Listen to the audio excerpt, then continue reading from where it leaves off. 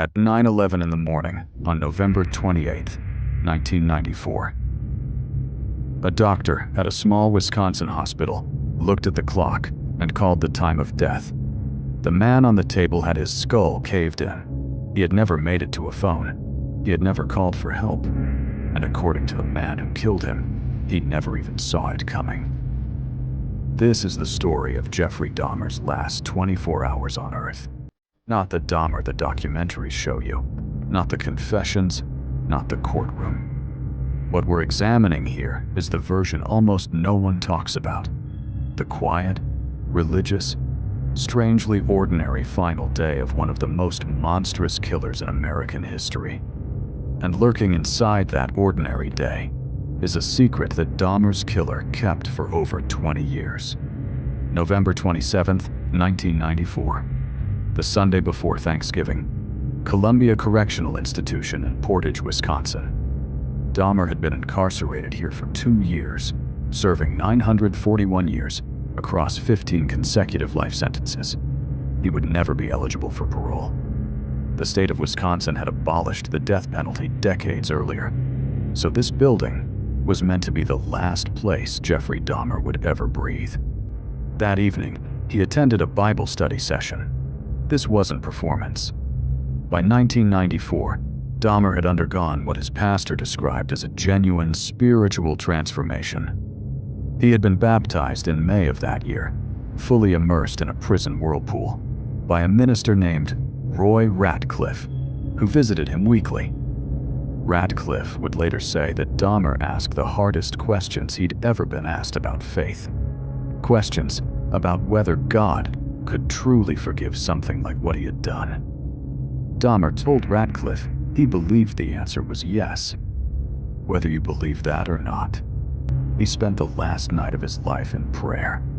He went to sleep in his cell in the general population wing of the prison. No special protection. No isolation. Administrators had made the unusual decision to integrate him with other inmates early in his sentence. Some officers believed it was only a matter of time before that decision had consequences. They were right. They just didn't know the clock was already down to hours. Dawn at Columbia Correctional was the same as every other dawn. Guards made rounds. Inmates were processed into the day. Breakfast was served. Dahmer ate, spoke to no one unusual. A corrections officer who interacted with him that morning would later say he seemed calm, quiet, the same as always. At approximately 7:50 a.m., Dahmer was assigned to a work detail. This is where the story shifts. Prison work details were routine. Inmates assigned to clean common areas, maintain grounds, perform basic institutional upkeep. On this particular morning, Dahmer was assigned to clean the gymnasium, alongside 2 other men. The first was Jesse Anderson, a Milwaukee man convicted of murdering his wife and attempting to frame 2 black men for the crime. He was serving life. The second man was Christopher Scarver. Scarver was 25 years old. He was serving life for a murder committed during a work program 3 years earlier. He was known inside the prison as deeply religious and deeply volatile. He had spoken to prison staff before about feeling as though God was speaking to him directly, giving him instructions. What Scarver said he was told to do is something we'll come back to. A corrections officer escorted all 3 men to the gymnasium. The men were given their cleaning supplies. And then, the officer stepped away. What happened in that gym in those next several minutes has no witnesses other than Christopher Scarver himself. Scarver had come prepared. He had retrieved a 20-inch metal bar from the weight room, part of the facility's exercise equipment. He waited until the guard's footsteps faded down the corridor. Then he turned on Dahmer. What followed was swift and without mercy. Scarver struck Dahmer in the head with the metal bar, multiple times. The blows were devastating. Dahmer collapsed. He was not unconscious immediately. Accounts suggest he was found still breathing, still alive, by the time guards returned. Jesse Anderson was also attacked. He died 2 days later. Dahmer was found by guards approximately 15 to 20 minutes after the officer had stepped away. He was on the floor of the gymnasium. His skull had been fractured. Blood covered the concrete. He was conscious enough that he was transported to the hospital. He never lost that consciousness entirely. Some accounts say he was even able to respond to questions in the ambulance. But whatever words Jeffrey Dahmer said in those final minutes were never recorded. No one wrote them down. No one thought to. At 9:11 a.m. at Divine Savior Hospital in Portage, Wisconsin, Jeffrey Dahmer was pronounced dead. For years, Christopher Scarver gave no interviews. He said nothing about what happened in that gymnasium beyond the basic facts. Then, in 2015, he spoke to the New York Post from his cell in a federal prison in Colorado. And what he revealed was something prison officials had never made public. Scarver claimed that Dahmer had a habit, a deeply disturbing habit, that he practiced in the prison cafeteria. He would take his food and shape it into forms that resembled human limbs, severed fingers, body parts, and then he would drizzle ketchup over them like blood and set them on his tray where other inmates could see. He did it, Scarver said, to get a reaction, to remind people of what he had done, to watch them flinch. If this is true, it tells us something about the version of Dahmer that existed inside those walls. Not the repentant man who sat with his pastor asking about forgiveness, but something older, something that hadn't changed at all. Scarver said he had spoken to prison staff about Dahmer's behavior. He said he had complained. He said nothing was done. He also said something else, something that still doesn't have a clean answer. He said God told him to do it.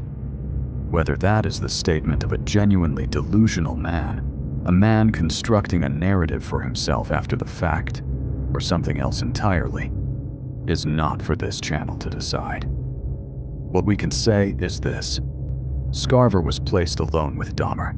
A weapon was accessible, and the man who complained about Dahmer to prison staff was the same man left unsupervised with him on the morning of November 28th. Wisconsin corrections officials were investigated. A report was produced. It cited staff failures, and then it was quietly shelved. No officer was charged. No one was fired. The families of Dahmer's 17 victims were notified by phone. News of Dahmer's death spread within hours. Reactions were split in ways that made people deeply uncomfortable. Some of his victims' families expressed relief. Others said it robbed them of something: the ongoing punishment, the knowledge that he was still suffering the confined walls of that life sentence. Joyce Flint, Dahmer's mother, gave a statement saying she didn't know how to feel. His father, Lionel, wept. And then came a dispute no one had anticipated. Dahmer's brain had been preserved. Joyce Flint wanted it donated to medical research. She believed it might hold answers, neurological clues about how someone becomes what her son became. Lionel Dahmer believed the brain should be cremated, that preserving any part of Jeffrey was wrong, that science didn't need his son's brain. It needed to let him go. A legal battle followed. A judge ultimately sided with Lionel. In 1995, the brain was cremated. The ashes were divided between his parents. His childhood home in Bath Township, Ohio, the house where investigators had found the very first evidence of what he was doing, was demolished in 1994, just before his death. A group of Chicago businessmen had purchased it with the intention of turning it into a museum. Local officials blocked it. The house was torn down to its foundation. The land still sits empty. His storage unit at the Oxford Apartments, where he kept the chemicals and the equipment he used on his victims, had already been cleared and auctioned months after his arrest. A group called the Milwaukee Civic Pride purchased the contents at auction for $407,000 and destroyed everything. Every item. Nothing was allowed to go to collectors. They were thorough, or they believed they were. On the morning of November 28, 1994, Jeffrey Dahmer woke up. He prayed, possibly. He ate breakfast. He picked up a mop and walked toward a gymnasium with 2 other men. 17 families finally got a phone call they had been waiting for, and Christopher Scarver went back to his cell. He is still alive. He is housed at a federal facility in Colorado.